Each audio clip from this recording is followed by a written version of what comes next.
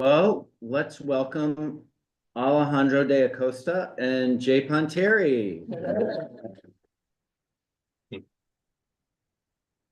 Take it away, Alejandro. How are you doing? Well, let's welcome. How are Good, you? good. Nice to see you, Jay. Nice to see everybody. Um, so we're going to talk about dictation today, and I'm going to give a very general kind of framing of what we might mean with this word, and then Jay and I will each share some examples to sort of thicken the description to get the conversation going.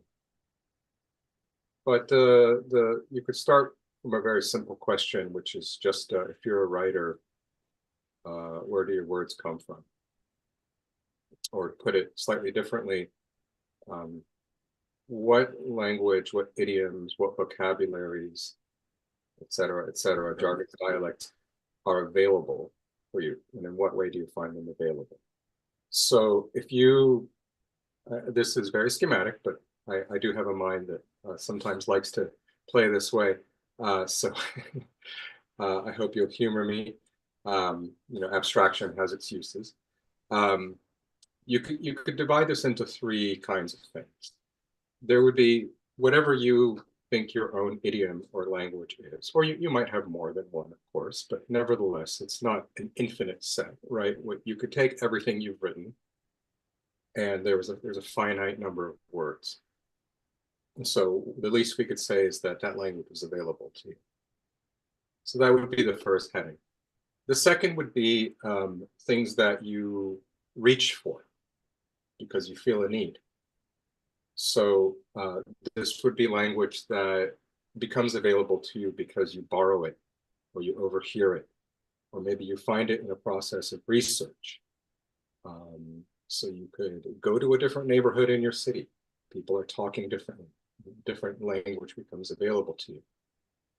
You could go on a trip somewhere else and listen to how people are talking and learn new words. And this would also make different language available to you. I also put in this category anything that you invent, words that you make up. This is also, I think, in the space of reaching. So the way to pose the question of dictation is if the first heading is whatever was initially your language, your idiom, or again, like I said, many of us have more than one, but whatever that initial set is. And the second is what you can reach for and make available. Is there anything left over? Is there a space of possibility beyond that? And so that third heading is what I'm going to suggest we think of as what's available via dictation. So let's make this a little more concrete with some examples. And it was working when I was doing the translation workshop to put texts in the chat if people have devices, or do I need to screen share? See, looks like a lot of people have devices. Mm-hmm. Um, I think you can put them in the chat, and I'll Okay, have the chat up on the screen too. great. Oh, Let's do that. So first we're going to look at one paragraph in a letter written by William Blake to his friend Thomas Butts. I know those of you that were in the translation workshop hear me say Butts and you think I'm about to go into the potty language again, but that was just for that session. Butts is just a name. So I'm looking at the left hand, the page 85, and the paragraph that begins button on the third paragraph down. None can know the spiritual acts of my 3 years' slumber on the banks of the ocean, unless he has seen them in the spirit, or unless he should read my long poem descriptive of those acts. For I have in these 3 years composed an immense number of verses on one grand theme, similar to Homer's Iliad, Milton's Paradise Lost. The persons and machinery entirely new to the inhabitants of the earth, some of the persons excepted. I have written this poem from immediate dictation, 12 or sometimes 20 or 30 lines at a time without premeditation and even against my will. The time it has taken in writing was thus rendered non-existent, and an immense poem exists, which seems to be the labor of a long life, all produced without labor or study. I mention this to show you what I think the grand reason of my being brought down here. So this is a letter from 1803. You can see some of Blake's characteristic language and capitalization and so on. I've always tried to figure out what did he mean by I've written this poem from immediate dictation, and especially that he says without premeditation and even against my will, that he wrote it somehow involuntarily. But at the same time, he says, I mention this to show you what I think the grand reason of my being brought down here. So one of the ways that I think we can think about this third kind of let's call it space of availability of language that I was referring to at the opening is as a kind of spiritual experience. Clearly for Blake, being a religious man, that was how he experienced the dictation. When he says the persons and machinery entirely new to the inhabitants of the earth, one of the things he means, and this is, we don't need to get deep into Blake, but if you look at Blake, there's two very obvious things that are going on in his longer poems. One is that Blake has a vast mythology of characters he's invented.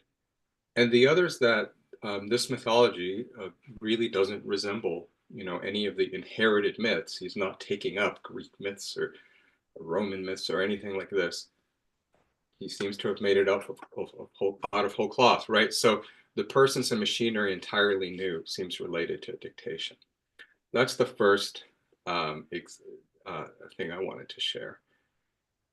The second one is a little more recent, but still pretty, I don't know, where did my folder go?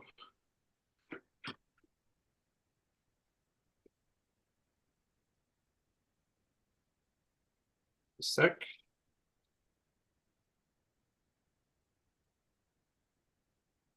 There, it's okay. So the second one, I'll show you something to look at first before we read. So this is a page of what was called automatic writing by George Yates, William Butler Yeats' wife. And as illegible as it is, I think it is wonderfully expressive of what one aspect of what dictation might look like. So I'm going to give you a longer document, and this is just an excerpt from the beginning of Yeats's book called A Vision. Here it is, and this has a very charming cover where here's Yeats and here's his wife having a kind of mediumistic cloud. Maybe this is like ectoplasm or something hanging over her. This is a charming old-timey book design of the sort we don't see anymore these days. So I mainly am sharing this with you, so you can look at it on your own. It's too long to really read, but I wanted to highlight just a little bit of it. So I'm going to skip around in it. But on the first page, Yeats writes in the second, whatever that is, section, on the afternoon of October 24th, 1917, 4 days after my marriage, my wife surprised me by attempting automatic writing. And that's what you just saw a sample of. What came in disjointed sentences and almost illegible writing was so exciting, sometimes so profound, that I persuaded her to give an hour or two, day after day, to the unknown writer. And after some half dozen such hours, offered to spend what remained of life. He was, kind of older at the time, right? Closer to the end than to the beginning, we'll say. What remained of life, explaining and piecing together those scattered sentences. No, was the answer. We have come to give you metaphors for poetry. And it keeps going from there. So partly this idea of automatic writing I think, is one of the things we might put as a kind of synonym for dictation. I think some of us may have run across the term because it was used also by the surrealists, but this, I think, is a slightly different sense. And what's clear here is that the scene is a little bit different, right? Blake talks about taking dictation from who knows what or who, right? But with Yeats, the scene is a little more clear. His wife is collaborating with him. She is doing the writing. She is the vehicle of these unknown writers. And then Yeats takes that material and thinks about it and works off of it. The unknown wants to give metaphors for his poetry. Okay. Just another little brief excerpt from this.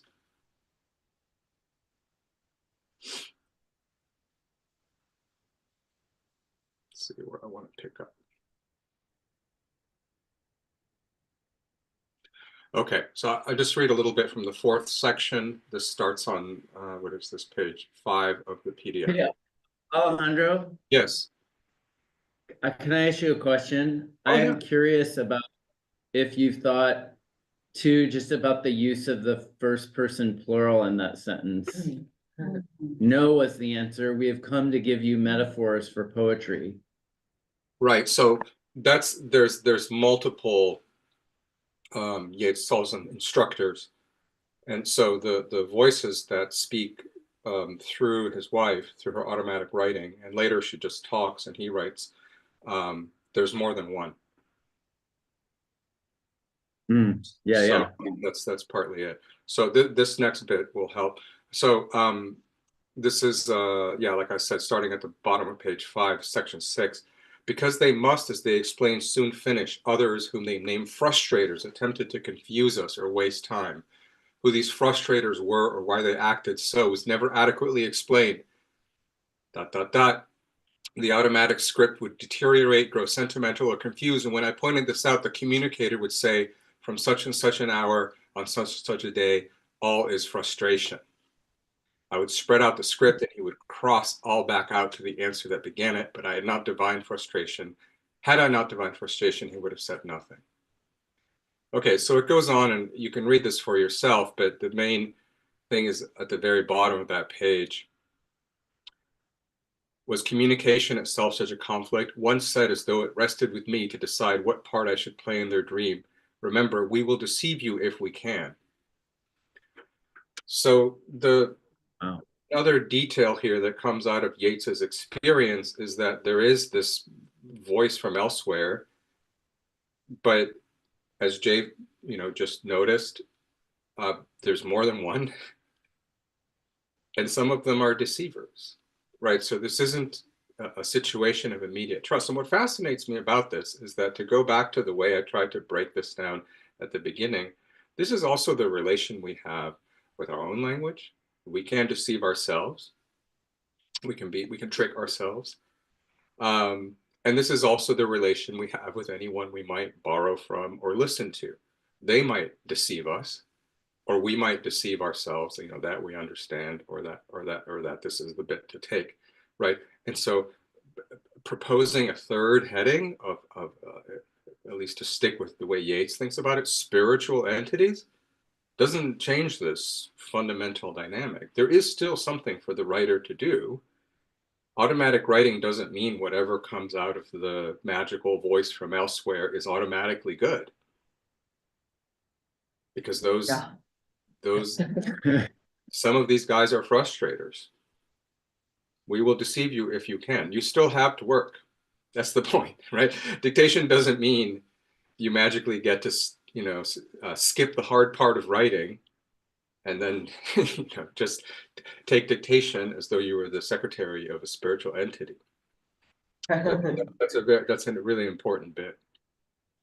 Do you have any other thoughts here, Jay? Or I might just drop my third example and then go for it. Yeah, so the third bit, this is kind of a series I have in my mind, and the third bit is from the mid 20th century American poet Jack Spicer. So I'm going to talk about one of the lectures. These lectures are collected. Yep, haha, we both have the same book.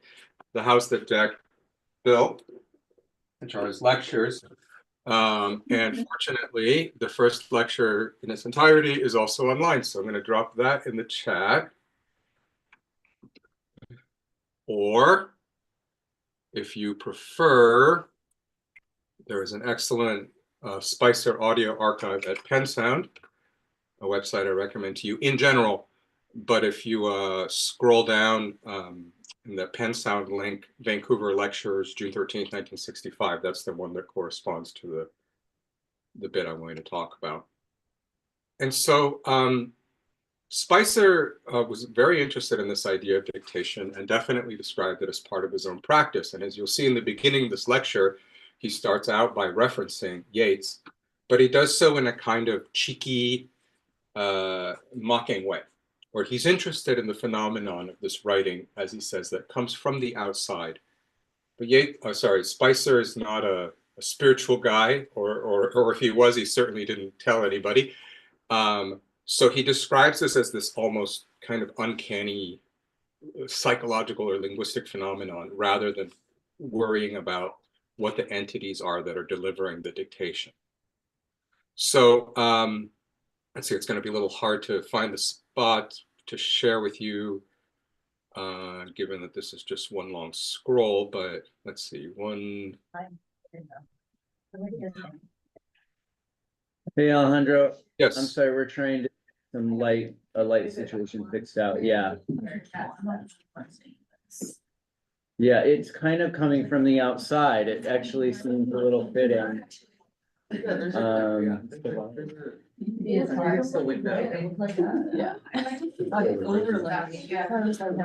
go. Okay. I know. Yeah. Okay. The last one. Okay. So Alejandro, back to you. Are you going to, I think the best way for everybody to hear the sound would be to possibly share your screen, which I've given you permissions to do, and make sure you're hitting the share sound thing. Oh yeah, no, I'm sorry. I don't really have that queued up and ready to go because I don't. Oh, you're not. Okay. I wasn't Gotcha. going to play with it. I just wanted people to have that Okay. option to enjoy Oh, it. good. The recording. Yeah. I'm It's just gonna. enjoyable. I'm just gonna. Yeah. Yeah, I great. recommend it, but Great. just for the presentation, You're I'm just good. from this. Okay, so this is about 6 paragraphs in. He's summarized a little bit of Yeats's experience that we just read about and heard about, and he says. Now, the difference between what we have come to bring metaphors for your poetry and what I think most poets who I consider good poets today believe is essentially that there is an outside to the poet. Now, what the outside is like is described differently by different poets, and some of them believe that there's this welling up of the subconscious or of the racial memory or of the this or of the that, and they try to put it inside the poet. Others take it from the outside. And then the next line, I think the source is unimportant, but I think that for a poet writing poetry, the idea of just exactly what the poet is in relationship to this outside, whether it's an id down in the cortex, which you can't reach anyway, which is just as far outside as Mars, or whether it is as far away as those galaxies, which seem to be sending radio messages to us with the whole galaxy blowing up just to say something to us. So he says, you can see him making fun of it. He says something about quasars, and then he says, the first step is reached with Yeats, but the way it works, we have come to bring metaphors for your poetry. This is like, we have come to bring fertilizer for your fields, that kind of thing. You know, well, you have such nice poetry, Mr. Yeats, and we spooks have come down from above to give you metaphors to hang it onto. Now, this is not really what happens to my own experience, and I'll be talking about my own experience most of the time, but I think I can also speak for the experience that others I know have had in dictated poetry. Okay, so he keeps going there, but the point he is trying to make, I think, it's not so much a point as he's describing his own experience, is that there doesn't have to be anything necessarily spiritual about it for him. He uses this very neutral, abstract term, the outside, and he just notices that poets like Blake or Yeats seem to be having this experience of the outside, which, let's say, in their native cultural or spiritual space, they experience as, you know, for Blake, this probably just would have been like God or an angel talking to him. For Yeats, these are mysterious, you know, spiritual entities from the, you know, the other side of the veil. And Spicer says it doesn't matter. In fact, later in the lecture, he very humorously says, you know, it could be little green men from Mars just sending us messages. It doesn't matter. But he does say something very similar in the same way that Yeats says, well, some of them could be deceivers or frustrators. Spicer says, they're not necessarily smarter than us, right? The source of this does not necessarily like a higher thing. It is just a new source of language. New language or new combinations of words become available. And like I said, I think for me, what's really interesting there is that this is a different space of availability, or if you want to put it differently, of permission, than just the idioms that are comfortable to you or familiar to you, and also what you might reach for in expanding your own experience in all the ordinary social ways, by listening to people, by traveling, by experiencing things. This is some third way in which language becomes available. And that really is how I would sort of sum up this idea of dictation. For Spicer in particular, and I'll end on this note, he says,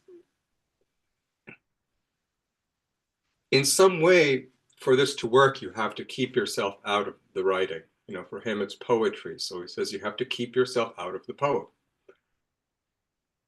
Not every poem you write, obviously, but if you are trying to write via dictation, you have to sort of stay neutral and not try to speak in your own voice, right?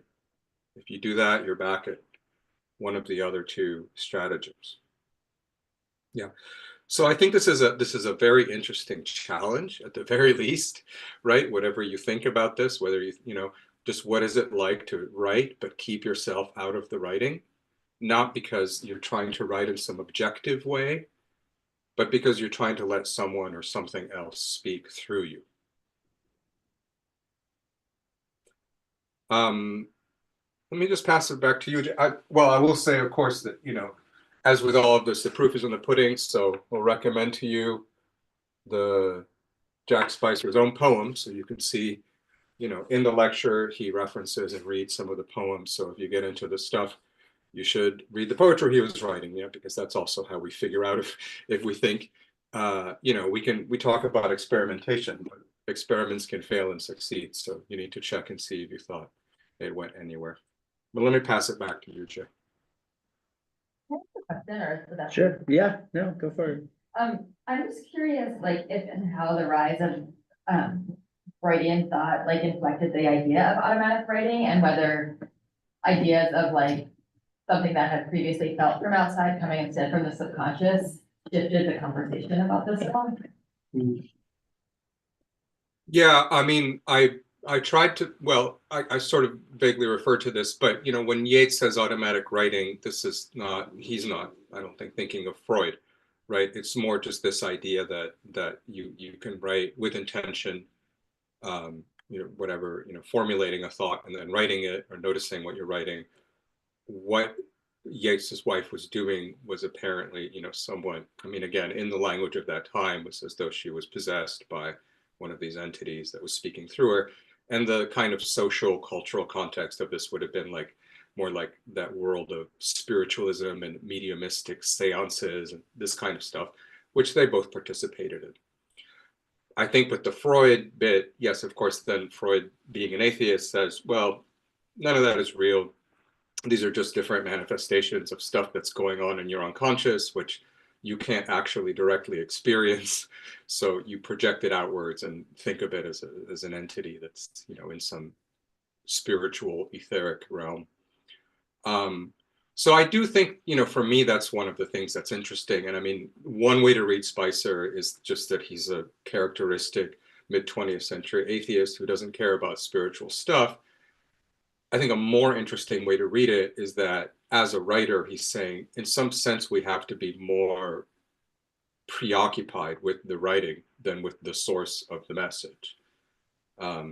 If you get too preoccupied with the source of the message, you're kind of more, you're like, whatever, you're part of whatever movement it is, right? You're fomenting spirituality or psychoanalysis or whatever the theory would be that explains where this comes from.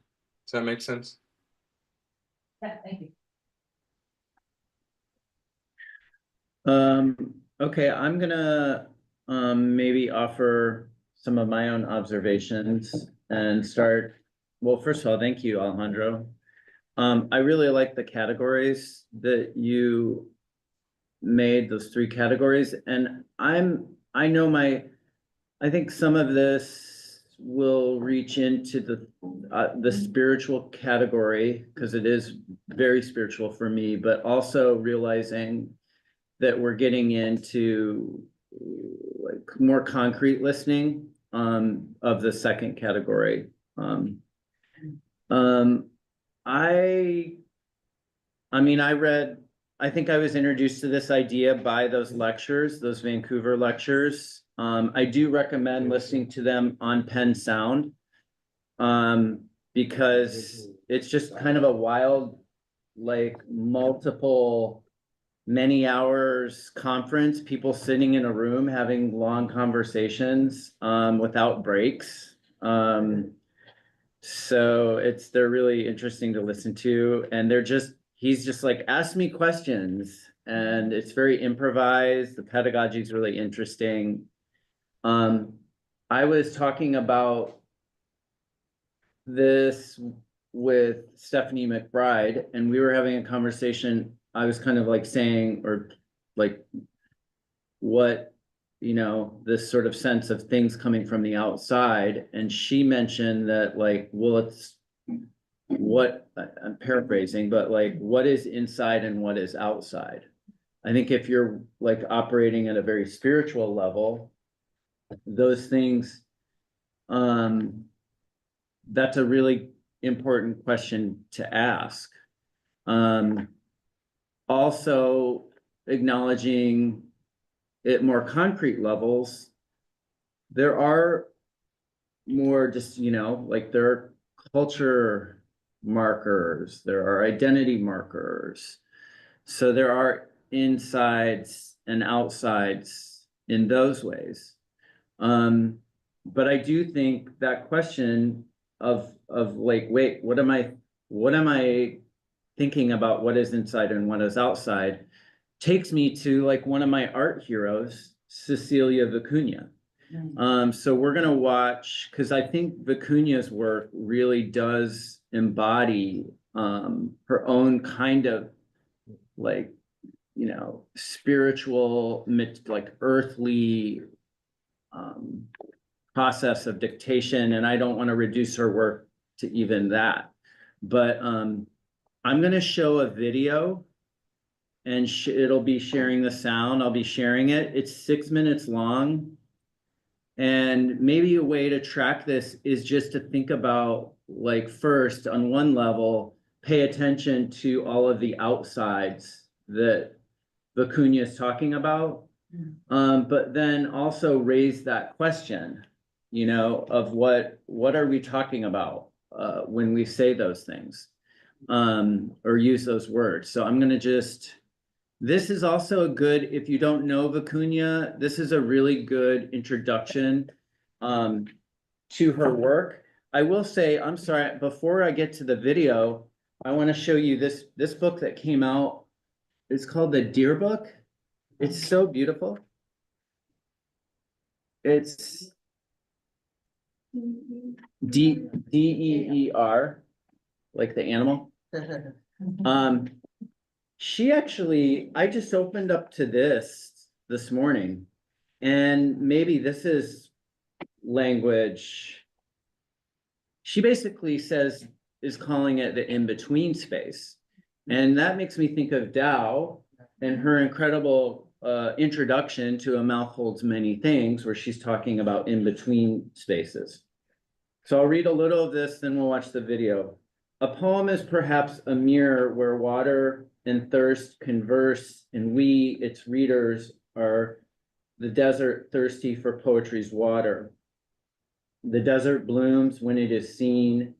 The gaze's moisture gives it life. A poem lives in the in-between, the interval between languages.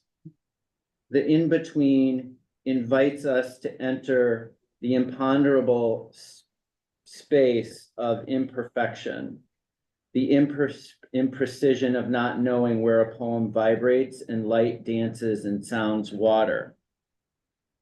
It also makes me think about Danielle Vogel, another transdisciplinary poet, artist, person, and her definition. It's in the Counter Desecration, which everybody actually has a PDF of in your Canvas modules under the Artist Lexicon section.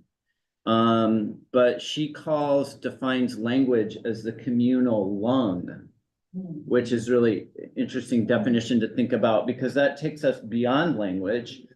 If like language actually is like the thing through which air, passes through and inspires and expires. And What was her name again? Danielle Vogel, Vogel.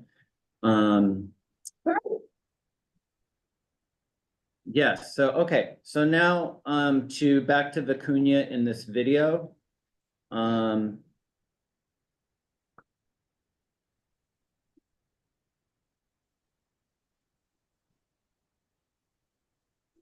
Oh, I'm sorry, I gotta stop the share.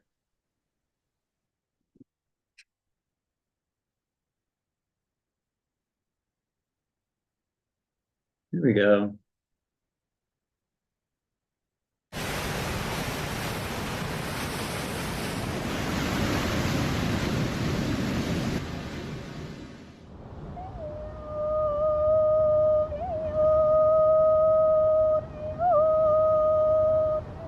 The way I came to a method was through listening.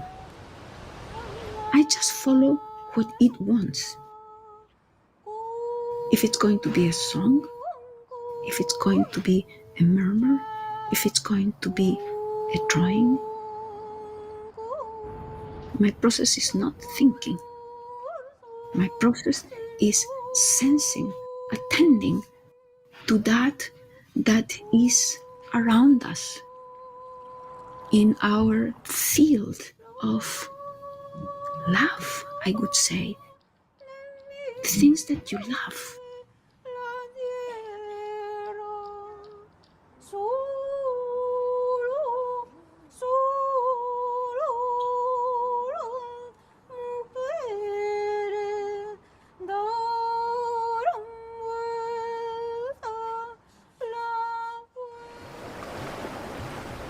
I can tell you a scene. I am in the South Pacific, in Chile, in the beach. I am maybe 17 years old, and I was playing in the beach, and suddenly the movement of the wind around my waist made me feel that the wind was sensing me, feeling me. And I looked into the sea, and I felt that the sea was also aware. And I suddenly became aware all in one blow that everything was aware. And I understood in that moment that my awareness was possible because everything was aware. I felt such awe and reverence in front of that I kneeled down and I grabbed a little palito, I call them little sticks that are lying around, and I planted it, made it vertical. In 1966, that is the birth of the precarios. Precario means fragile. It means something that disappears.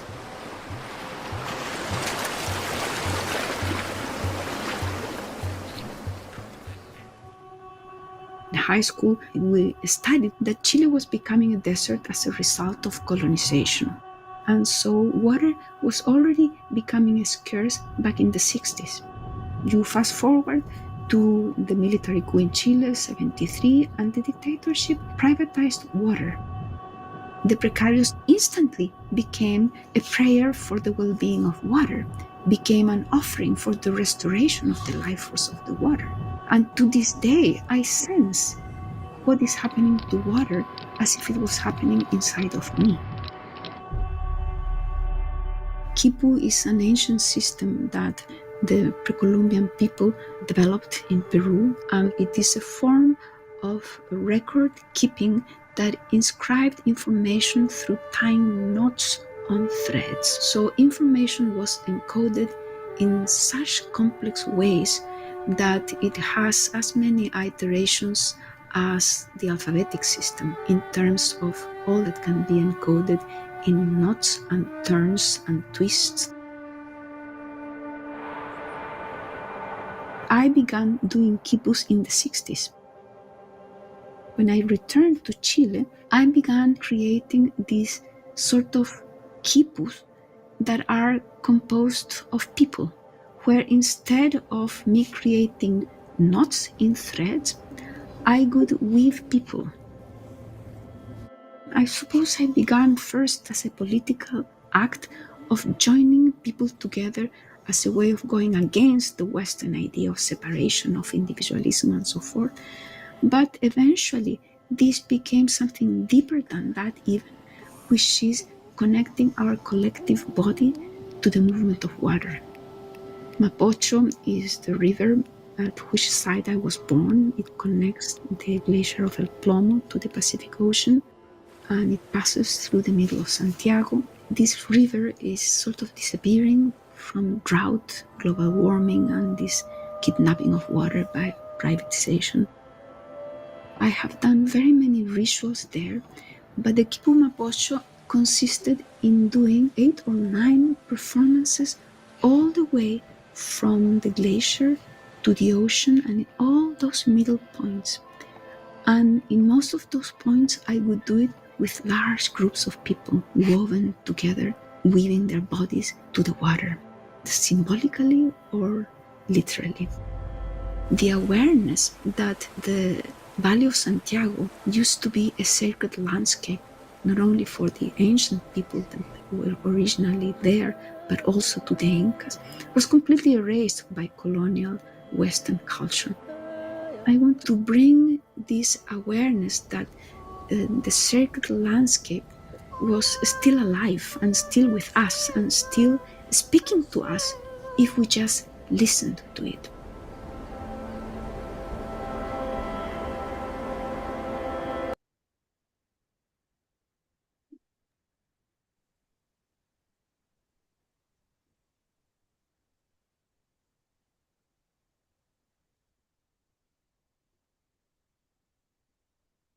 So it might be, I'm just gonna check the chat. I forgot to mention to people, you could put into the chat, we won't have too much time to see them, but any in between things that you saw or heard in that space, you can put them in the chat. I think it's sometimes interesting to just sort of collect the things that you're really interested in. Allison Rollins, who is on like a long hiatus, but always encouraged her to collect, or all of us to collect the things we were obsessed with or preoccupied with. I'm noticing the time. We're gonna take about just 5 more minutes. I did want to quickly point out for me, some examples that extend more into polyvocal, which is maybe the kind of second category, but Christina Sharp's incredible book, Ordinary Notes. This is a book Ossie and I spent some time with 2 summers ago. I just keep reading and rereading it. It's such an amazing book. But about like 2/3 of the way through this book, a second book kind of gets created, basically called the Untranslatable, a Dictionary of Untranslatable Blackness. And it's based on this, there's sort of like a dictionary out there of words that are not translated into other languages, a kind of collection of words that don't cross into different languages, or they're sort of distinct to their own languages. And Christina Sharp and Dion Brand kind of collectively dreamed this idea of the Dictionary of Untranslatable Blackness. And then the book starts happening in the middle of the book. And so starting at note 164, there's just, there's probably like 15 to 20 definitions written by a lot of different amazing Black writers and thinkers and artists. And sometimes the word is kind of at the top that they're defining. And well, you can't see it, but this one, Christina's sharp definition on tenderness is quite beautiful. And then Brandon Shimoda's new book that just came out. Brandon basically has these incredible sections. Gotta find it, 237, where he basically, they're called Rehearsing the Ancestors. Where do ancestors gather? And where do you go to be with them? He poses that question, or he also poses the question of how you define ancestor. And he interviews, this book, he mentioned it, but he interviews over 200 Japanese Americans and of all across generations, including the grandchildren of those who are incarcerated, and asks them this particular question. And the essay is just filled with a lot of different answers. So this kind of fits with Dow's, Dow gave a talk, I think a couple years ago on polyvocal. And Deanna Oropeza, alum, has also talked about polyvocal in her class. So those are kind of my brief examples. Maybe, Alejandro, do you think we have time to go into how we might become more concrete and think about it in our own work? Yeah, so I have a couple of thoughts. I mean, one, I would just encourage people to read, especially the Spicer lecture, or listen to it, because he gets pretty technical about how he makes poems using dictation. So because that's available, I'm not going to go over it, right? But I mean, I think I highlighted what I think is the main point, which is that sense of resistance, where you have to take yourself out to let the other thing talk. The other voice talk, let's say it that way, not the other thing. Although maybe after Vicuña, some of these might seem to be things and not people. Either way, for me, I think the real bit that is a question for us is, if we receive some kind of transmission of this sort, we make ourselves available, use our antennas, like Spicer says, then how do we proceed from there? Like, what do we do with that material? And the I think interesting question is just to frame it very concretely, right? Suppose I write a page from dictation, and well, actually, let's say I write half a page from dictation, and then I want to keep writing. What comes after the dictation? Like, how do I branch off of it, or how do I keep going? And that question about what phrase comes next, or what sentence comes next, what line comes next, if you're thinking about a poem, I think is a good place to start. Is it about reinserting myself? Is it about somehow responding or listening, dialoguing, you could say, with the voice?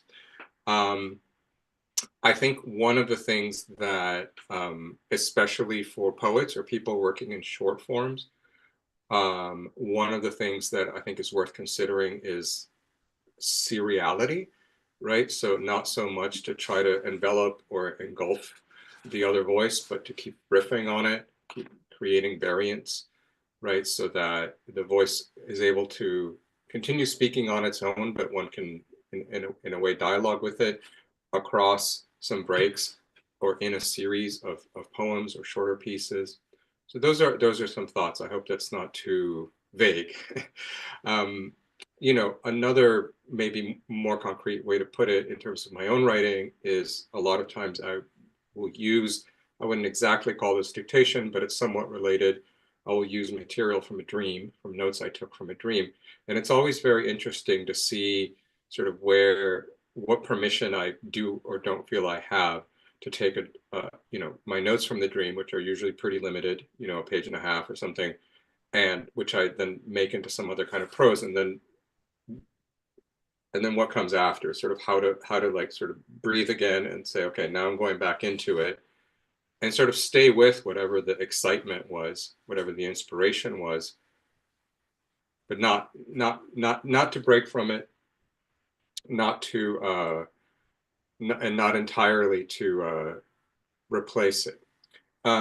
See, Emily is asking me, how do you know when you move from step 2 to 3 of feeling a moment or surprise?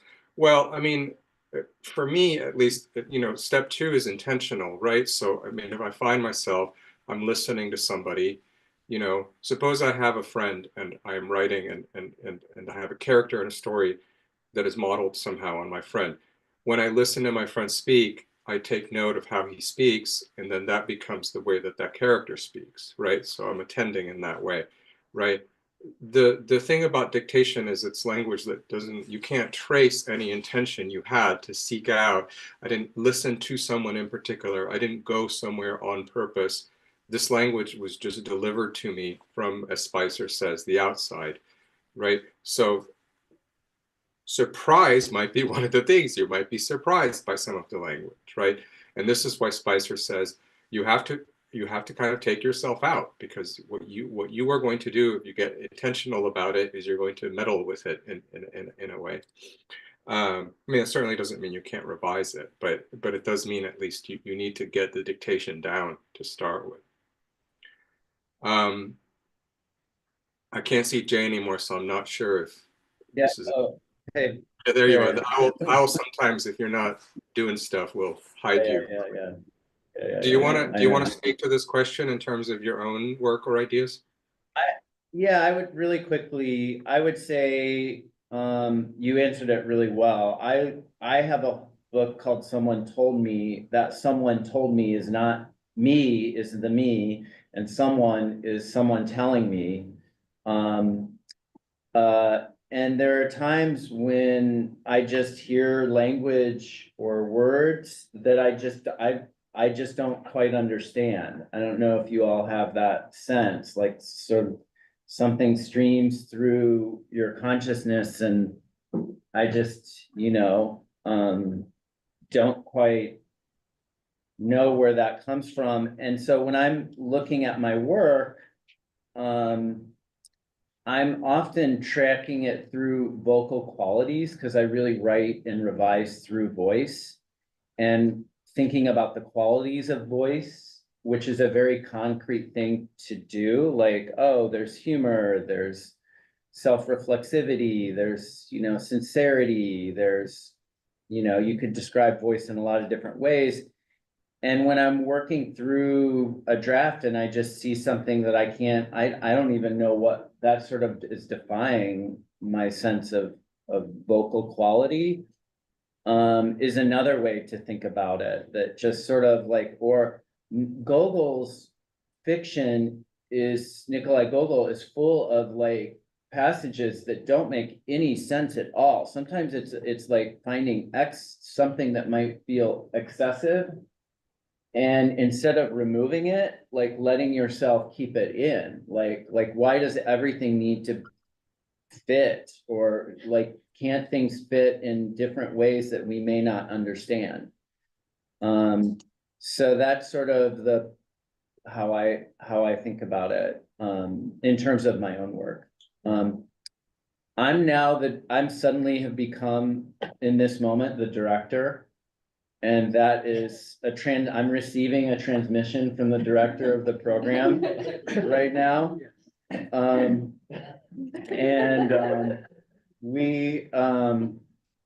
Let's thank Alejandro for a great conversation. And thank you, Jay, of course, as well. So workshop, I think we'll just start like 10:03, 10:04-ish.